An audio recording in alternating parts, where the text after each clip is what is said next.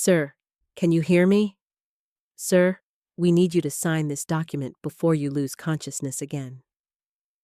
The voice came through the haze of pain like a distant echo. Marcus Blackwood tried to focus on the figure leaning over his hospital bed, but the face kept splitting into doubles and triples.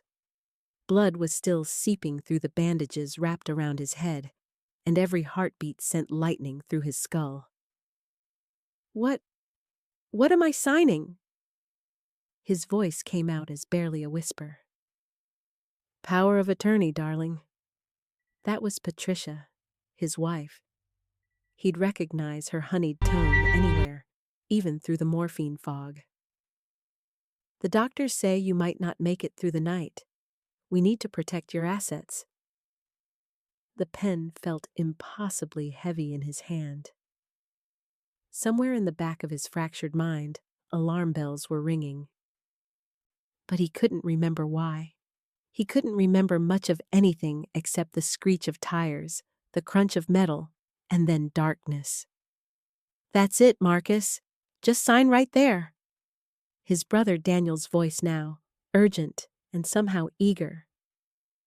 We'll take care of everything. The pen moved across paper. Marcus's eyes rolled back, and he slipped into unconsciousness, missing the look Patricia and Daniel exchanged over his broken body. A look of triumph that would have chilled him if he'd seen it. When Marcus woke again, it was to harsh fluorescent lights and the antiseptic smell of a different room. No, not a room, a ward. A public hospital ward with cracked ceiling tiles and the sounds of other patients moaning behind thin curtains. Where am I? He tried to sit up, but gentle hands pushed him back down. Easy there. You've been unconscious for 3 weeks. The voice belonged to a woman in a worn nurse's aide uniform. She had kind eyes and calloused hands, and something about her seemed familiar, though he couldn't place it. 3 weeks? Where's Patricia? Where's my brother? The woman's expression darkened slightly. I wouldn't know about that, sir. You were transferred here from St. Mary's private hospital 2 weeks ago. No insurance, no payment. The only things you had were the clothes on your back and this. She held up a battered wallet containing nothing but a driver's license with his photo and the name Marcus Blackwood. No credit cards, no cash, no business cards from the Fortune 500 company he was certain he owned. Or had owned? The memories were like smoke. He could see their shapes, but couldn't grasp them. I don't understand. I have money. I had... He pressed his palms against his temples, trying to force his brain to work. The accident. There was an accident. Yes, a bad one. You're lucky to be alive. The woman refilled his water cup from a pitcher. The damage to your temporal lobe was extensive. The doctors say your memory might come back gradually or not at all. Marcus finished. She nodded sympathetically. I'm Elena, by the way. I've been taking care of you during the night shifts. Elena. The name tugged at something deep in his damaged memory, but the harder he tried to remember, the more it slipped away. Over the next days, Marcus pieced together fragments of his situation. The hospital administration informed him that his bills had been basic, covered by emergency Medicaid. His discharge papers were already being processed. He had no home address on file except for what was on his license, and when he called the number for his supposed mansion, it had been disconnected. But I own that house, he insisted to the social worker. I bought it 5 years ago for... The number wouldn't come. The details of his life were there but shrouded, like looking through frosted glass. The social worker, a tired-looking man named Carl, pulled up property records on his computer. The house at 47 Rosewood Drive was sold 6 weeks ago. Right after your accident, actually. Signed over by someone with power of attorney. Patricia, Marcus breathed. The betrayal hit him like a physical blow. though he couldn't fully remember her face. Just the sound of her voice, sweet as poison, asking him to sign. I'm afraid without proof of income or residence. The best we can offer is a bed at the city shelter, Carl said, already moving on to the next case. Marcus stumbled out of the hospital that afternoon with a plastic bag containing his blood-stained clothes from the accident and a discharge summary he couldn't fully comprehend. The address on his license led him to an empty lot. The mansion had been demolished, a sign announcing luxury condos coming soon. For 3 days, he wandered the city in a daze. His muscle memory led him to an office building where security turned him away, not recognizing the unshaven man in charity-donated clothes as their former CEO. He slept in the park, ate at a soup kitchen, and tried desperately to remember something, anything, that could prove who he was. It was Elena who found him on the 4th night, huddled under a bridge during a rainstorm. Mr. Blackwood? Oh my God, what are you doing here? He looked up at her through the delirium of hunger and exposure. I have nowhere else to go. They took everything. Patricia and Daniel, they must have taken everything while I was unconscious. Elena crouched beside him, her uniform soaked from the rain. Come with me. You can't stay here. Why? Marcus asked through chattering teeth. Why would you help me? Elena paused, studying his face in the dim light from the street lamp. You don't remember me at all, do you? He shook his head. 15 years ago, I was a maid in your first house. When my daughter got sick and I couldn't afford the surgery, you paid for everything. Didn't ask for anything in return, didn't even want me to know it was you, but I found out. She helped him to his feet. You saved my little girl's life. Now it's my turn to help you. Elena's apartment was tiny, a 1-bedroom unit in a building that had seen better days. But it was warm and dry, and she insisted he take the couch despite his weak protests. My daughter Maria is away at college now, Elena explained, heating up leftover soup on the stove. Full scholarship to study medicine. She wants to be a pediatric surgeon, help kids like she was helped. As Marcus ate the first hot meal he'd had in days, Elena filled in some of the blanks his damaged memory couldn't retrieve. You were different from other wealthy people, she said. You came from nothing yourself, built your company from scratch. Maybe that's why you never forgot what it was like to struggle. Then how did I end up with Patricia? Elena's expression soured. She came into your life 5 years ago, right after your business hit the $1 billion mark. Beautiful, charming, from old money. She knew exactly how to play you, acting like she didn't care about your wealth while systematically isolating you from everyone who genuinely cared about you. And my brother? Daniel was always jealous of your success. You gave him a position in your company out of loyalty, but it was never enough.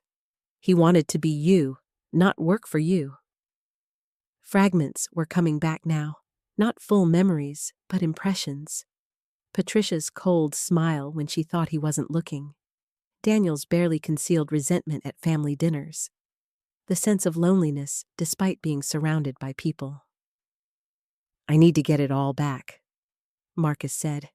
The company, the money, they stole it from me. How?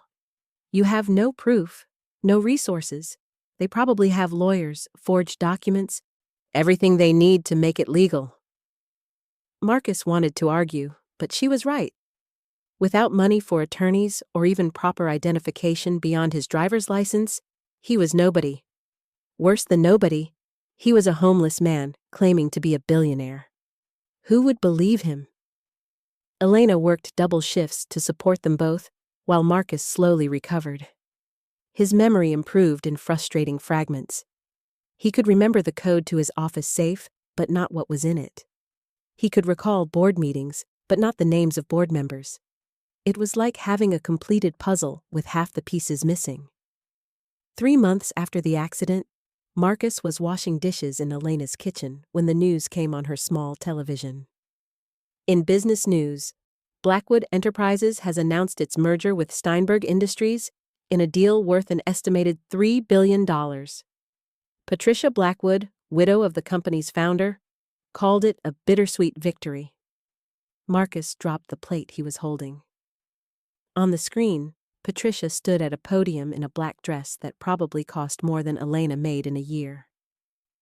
Daniel stood beside her in an expensive suit, his face trying to project grief. "My husband's tragic death in that terrible accident left us all devastated," Patricia was saying, dabbing at her eyes with a handkerchief, though no tears were visible. "But we know he would want us to continue his legacy." "Death?" Marcus shouted at the television. "I'm not dead!" Elena rushed in from the bedroom. "What's wrong?" "They're telling everyone I'm dead." "They're selling my company." He was pacing now, his hands shaking with rage. "That merger, I spent 2 years fighting against it. Steinberg wanted to gut the company, fire half the employees, and offshore the rest. I refused to let it happen." "Can you prove you're alive? Go to the police?"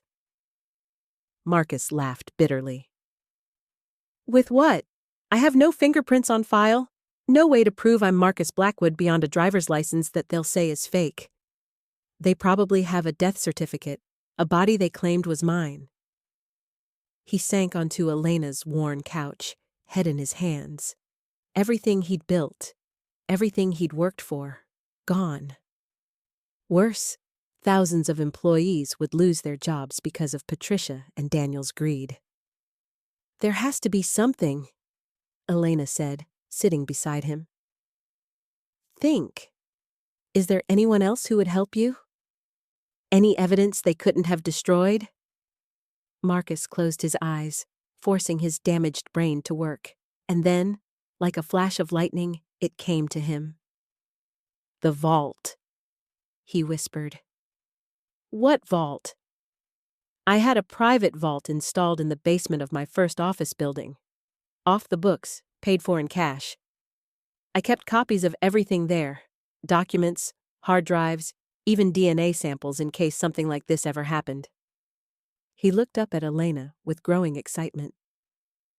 "I was paranoid. Patricia always mocked me for it, but I never told her about the vault."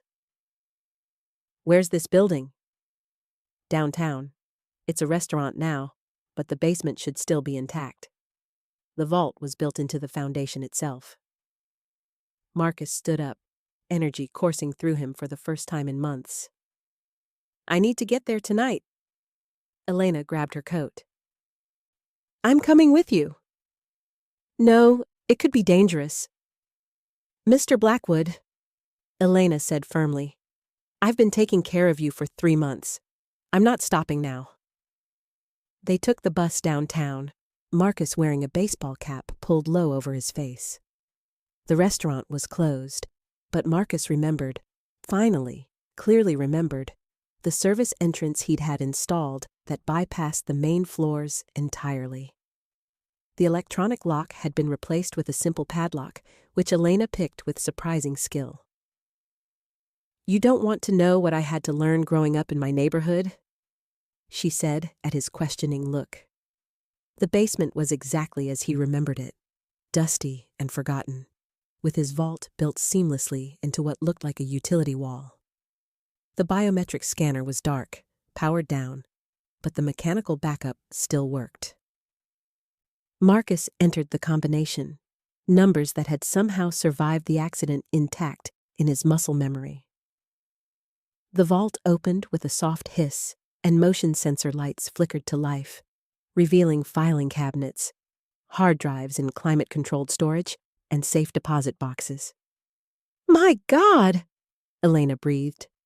"You really were paranoid." "Prepared," Marcus corrected, pulling out a file marked Emergency Protocols. Inside were notarized copies of his will, his real will, not the forgery Patricia and Daniel must have produced.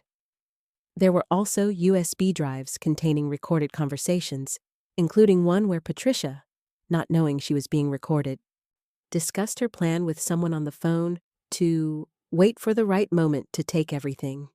But the real treasure was in a sealed envelope marked insurance. Inside were documents for a trust he'd established in the Cayman Islands, unknown to anyone else, containing enough assets to fund a lengthy legal battle. "This is it," Marcus said, his voice thick with emotion. "This is everything I need to prove who I am and what they did." It took 6 months of legal battles, but with the evidence from the vault and Elena's testimony about finding him alive, Marcus slowly reclaimed his identity. The DNA evidence was irrefutable, and the recorded conversations exposed Patricia and Daniel's conspiracy. The courtroom on the final day of the trial was packed.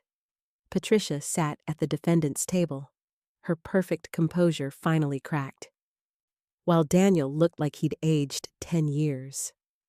When the verdict was read, guilty of conspiracy, fraud, and attempted murder, Patricia let out a wail that sounded nothing like the cultured voice Marcus remembered.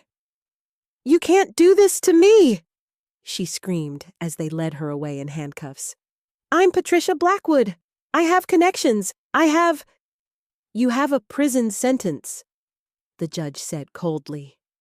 Marcus emerged from the courthouse into bright sunshine. The media frenzy was intense, but he ignored the shouting reporters and flashing cameras. Elena waited by the car, wearing the new clothes he'd insisted on buying her once he'd regained access to his accounts. "How does it feel to have everything back?" she asked as they drove away. Marcus considered the question. He'd recovered most of his fortune, regained control of his company in time to stop the merger, and seen justice served.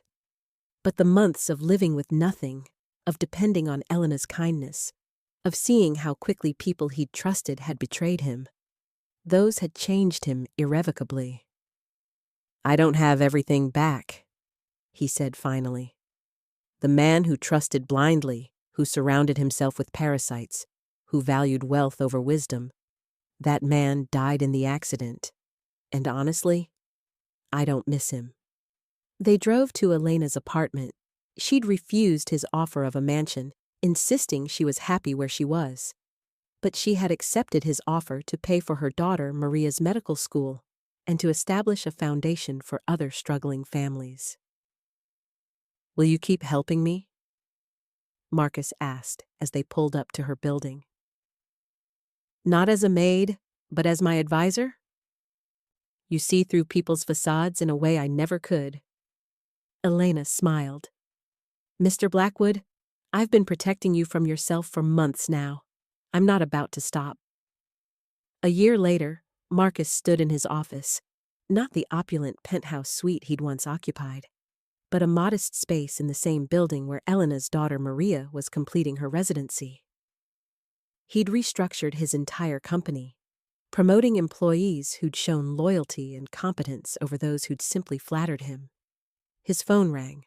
It was his lawyer. "Mr. Blackwood, I thought you should know. Patricia was denied parole again. Daniel's asking if you'll speak on his behalf at his hearing next month." "Tell Daniel," Marcus said, looking at a photo on his desk of him and Elena at Maria's graduation, "that I'll show him exactly as much mercy as he showed me when I was lying in that hospital bed." He hung up and returned to his work. Not the work of maintaining a billion-dollar empire, but the work of the foundation he and Elena had built together. They'd helped 50 families so far, people in situations like Elena had once been, needing just a hand up to change their lives. His memory had never fully returned. There were still gaps, moments lost forever to the damage from the accident.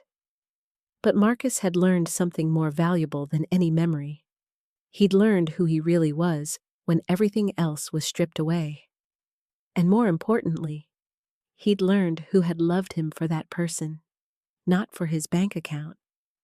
Patricia had been wrong about one thing. Marcus Blackwood had died in that accident, but the man who'd taken his place, shaped by loss and rescued by kindness, was someone far better. Someone who knew that true wealth wasn't measured in dollars, but in the loyalty of a woman who'd taken in a stranger simply because it was the right thing to do. The intercom buzzed.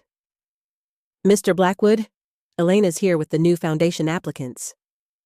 "Send her in," Marcus said, standing to greet the one person who'd seen him at his lowest and decided he was still worth saving. As Elena entered with a stack of files, she smiled, the same warm smile that had been his anchor when he couldn't even remember his own name. And Marcus smiled back, knowing that losing everything had been the only way to find what truly mattered.